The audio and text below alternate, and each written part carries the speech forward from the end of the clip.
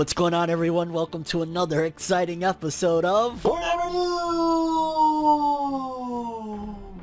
In today's episode, boy, do we've got some stories to talk about. Now, for starters, you already know the Black Clover anime just ended as of the recording of today's video, March 30th, 2021. However, we got a first look at the Black Clover anime film, the upcoming anime film, so we're going to be taking a look at that. We also got an update on how many manga volumes the Black Clover manga has in circulation as of this video as well, so we're going to dive there and just in general talk a little Black Clover. We also have a major drama-filled story. Apparently, a recent big project that was supposed to be coming, I want to say is an anime project for a popular title, was surrounded by plagiarism, and this is like, you know, official big stuff, and we're gonna dive into it because it is drama filled, it is crazy, and even if you're not familiar with the title, yeah, you're gonna still be like, holy shit, because this is big. We got an update, an unfortunate update for the author of World Trigger and the future of the World Trigger manga. My Hero Academia, as of the recording of this video, we got an update on the manga sales for it, and you're gonna be kind of impressed at the very least of worldwide the push for My Hero Academia. Yashahime Princess Half Demon, major win in this one. Like, I'm still shocked. Like, what the hell? We're gonna talk about it. We got a small update for the Drifters series. I don't think I've ever talked about, or I might have made a video about it before, but yeah, we got an update on Drifters. We got an update for an upcoming event for Jujutsu Kaisen. We also got a couple of small stories regarding Eden's Zero, as well as the legendary series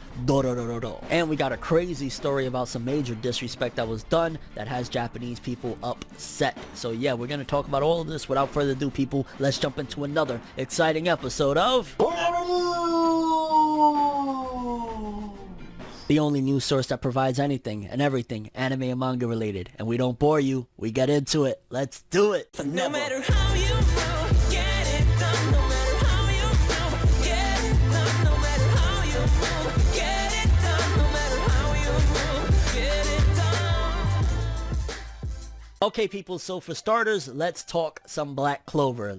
Again, you already know Black Clover anime has come to an end with episode 170. However, we got the first look at the Black Clover anime movie, and it is this key visual of Asta looking out into what appears like the Clover Kingdom, if I'm not mistaken, and it's him in his time skip form with his giant freaking sword. I love seeing this. Like, honestly, this visual looks insane and awesome. So it tells us right there at the very least that for starters, this movie is going to take place during the time skip, which again, it could be adapting the remainder of the manga. I don't know how that would work, or it could just be taking place somewhere within the time skip, but either way, that's what we got so far. Nothing extravagant. I would have preferred, to be honest with you, like, you know, a full-on trailer, but at the very least, we know it's going to take place within the time skip, and again, it may have something to do with where the anime left off. It could be continuing, it could take place during a certain portion of things, so we gotta wait and see, but I'm excited, and yeah, at the very least, it's still moving. We got a visual. We also have a major update on the Black Clover manga's sales. According to this, it says Black Clover by Yuki Tabata has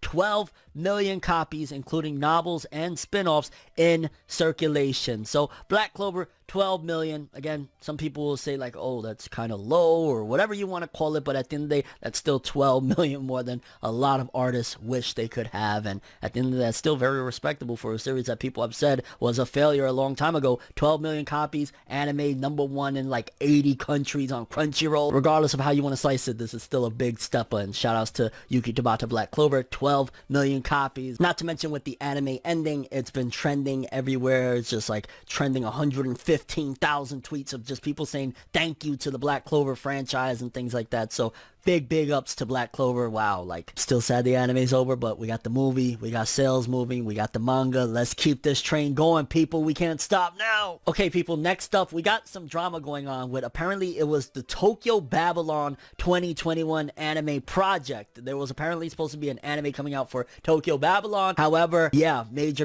drama, because according to this, it said just in, Tokyo Babylon 2021 anime project canceled after more plagiarized material was discovered from Gohan's. Clamp and the production committee have decided to restart the project entirely. And another one said, notice the release of the new version of the original Tokyo Babylon. Following the discontinuation of the production of the TV anime Tokyo Babylon 2021, we have decided to release a new version in response to Clamp's intention to deliver something to the fans who are looking forward to it. Details will be announced on Clamp.net Kadokawa official website as soon as they are decided. From my understanding, for what I've been seeing, one of the people that was doing character designs and things like that was ripping off fashion from people in the real world. So like they would see somebody like, oh, this fit looks really dope, bam. Instead of coming up with their own ideas, they would just straight up rip off exactly what was there. And it was just like countless different instances of plagiarism with the upcoming stuff for the Tokyo Babylon anime. So they were like, holy cow, before we get slapped with 100 lawsuits, let's just scrap everything and start from the beginning. And this is very reminiscent, in case any of you don't remember this one. I covered it many years ago, like probably a decade ago now at this point. That was one of the reasons why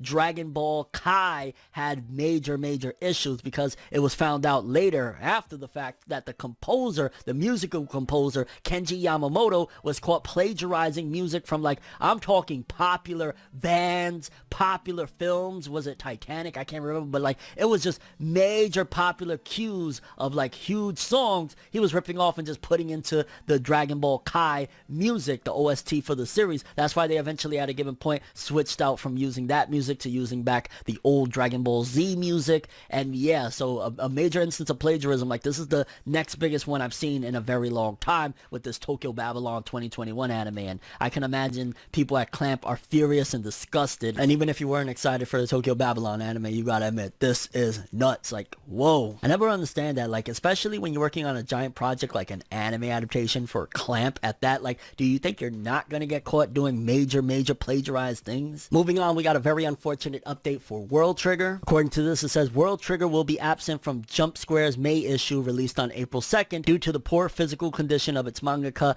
Daisuke Ashihara. Series will resume on the June issue once the author is fully recovered, which I want to say we just heard recently as well, that he was having issues yet again. My heart goes out to this dude. Like, that's one of the reasons why World Trigger is not in Weekly Shonen Jump and got moved to a different magazine altogether. I remember hearing that, I want to say he had broke his wrist initially, and then that was what kind of put the manga on pause, and then now constant health issues. This sucks. A lot of manga authors, from Taite Kubo to Yoshihiro Takashi to even the author of D. Gray Man, like I hear constantly that they have health issues that is really, you know, destroying them and stopping them from being able to do their manga. And yeah, my heart goes out to this guy, and I'm wishing him nothing but a speedy recovery and hopefully a stabilized health, because he is constantly going through it, and I know it must suck. Next up, My Hero Academia fans, we got some very big news. Apparently, My Hero Academia, according to this, it says My Hero Academia has 50 million copies in circulation worldwide. Now, that is the key word right there, worldwide, because 9 times out of 10, 9.9 times out of 10, when we talk about these circulation numbers, it's usually for Japan. Like, oh, it has 40 million copies in circulation, Japan or whatever. And I want to say the last time we heard My Hero Academia had 30 million copies in Japan. So that basically means 20 million copies, almost the same amount that is in Japan, is worldwide. I don't see them stopping My Hero Academia. Like, maybe they will, who knows, but the international success of My Hero Academia is very immense, and they don't, you know, sleep on stuff like that, because if you could get an audience outside of Japan to be interested in your particular franchise, they're gonna keep on going. So even though My Hero Academia, they're talking about this final act and all that's all fine and dandy, I am almost certain, and if I'm wrong, I'm wrong, but I'm certain they're not going to let this go, that 20 million copies outside of Japan, that is insane. That is almost the same amount as in Japan, and that is like damn near unheard of, okay? It's usually like, if it's 100 million sales, it'll be like 20 million,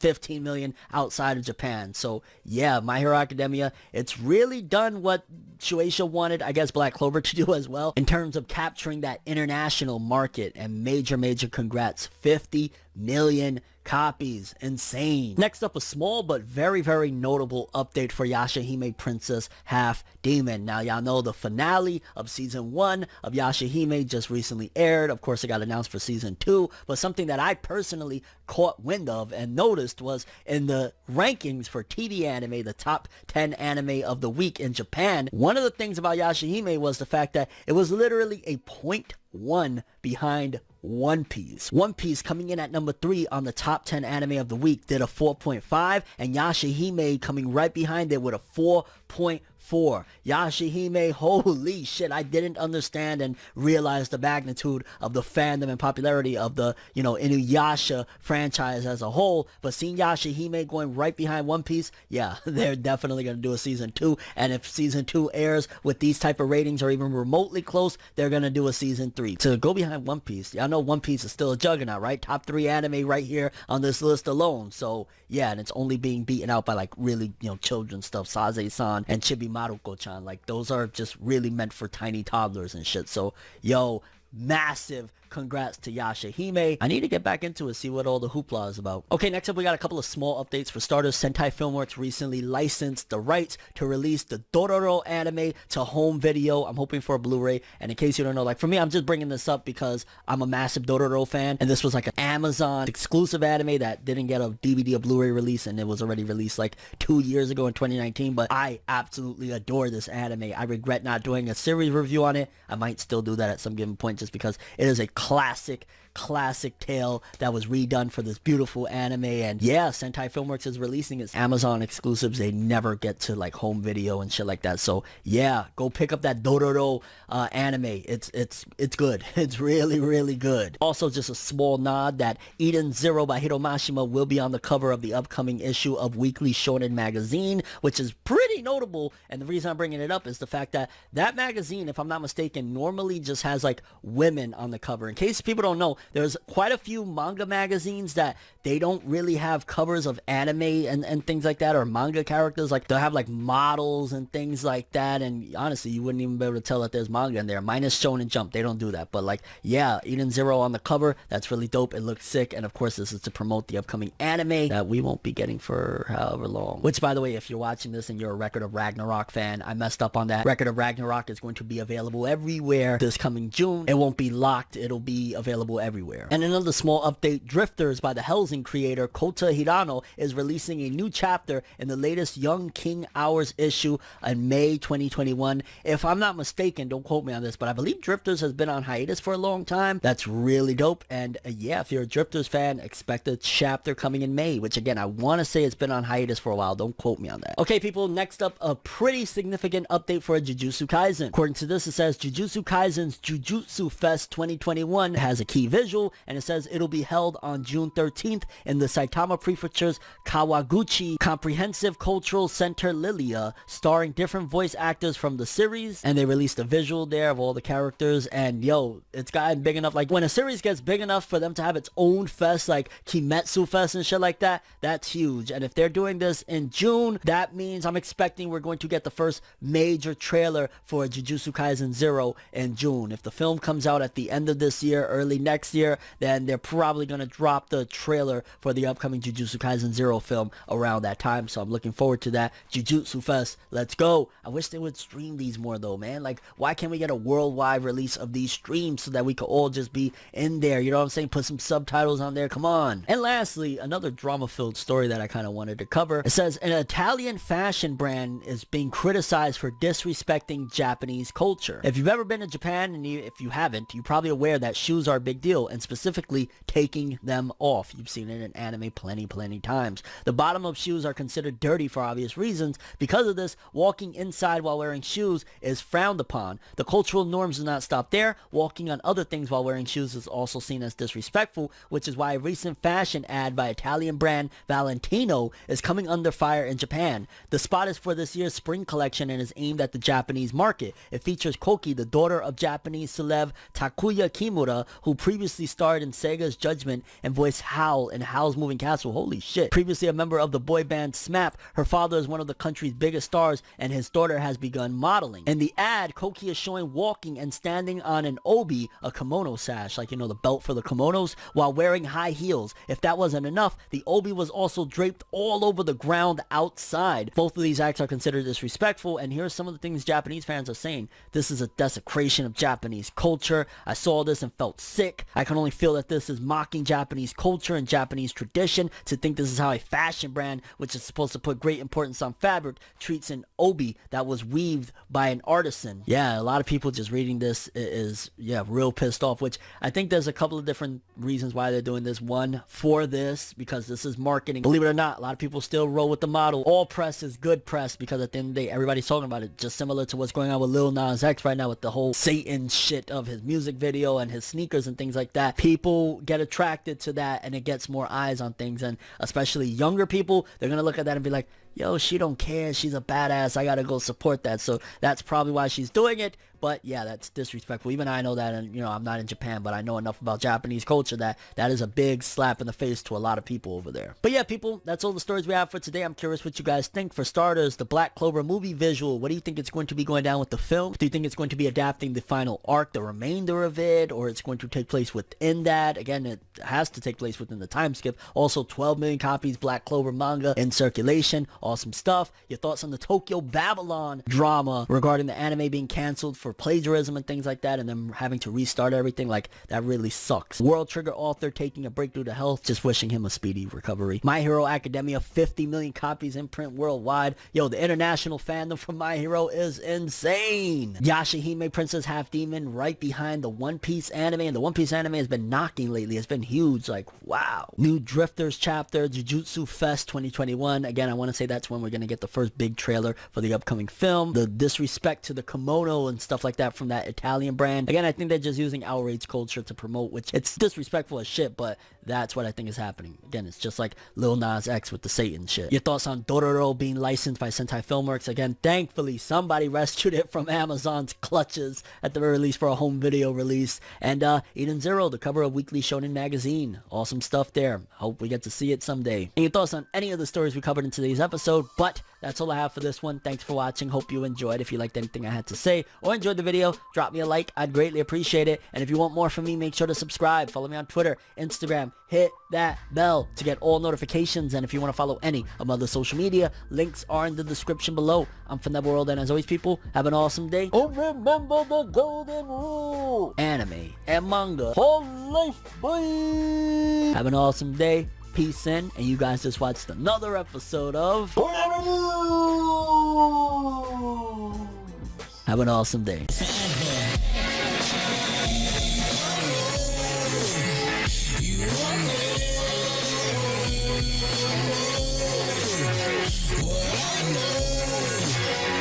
just go.